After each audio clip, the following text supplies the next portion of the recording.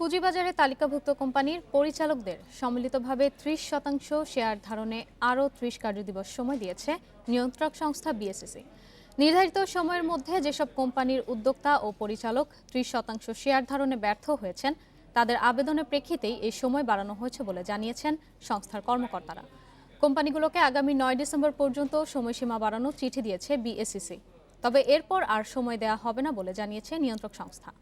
নতুন সময়সীমার মধ্যে তালিকাভুক্ত কোনো কোম্পানির উদ্যোক্তা ও পরিচালকরা সম্মিলিতভাবে ৩০% শেয়ার ধারণে ব্যর্থ হলে সিকিউরিটিজ আইন অনুযায়ী ব্যবস্থা নেওয়া হবে। গত ২৭ অক্টোবর সম্মিলিতভাবে ৩০% শেয়ার ধারণের জন্য বিএসইসির ৬০ দিনের আলটিমেটাম শেষ হয়। ওই ৬০ দিনের মধ্যে বেশ কিছু কোম্পানির উদ্যোক্তা ও পরিচালক শেয়ার ধারণ করেছেন।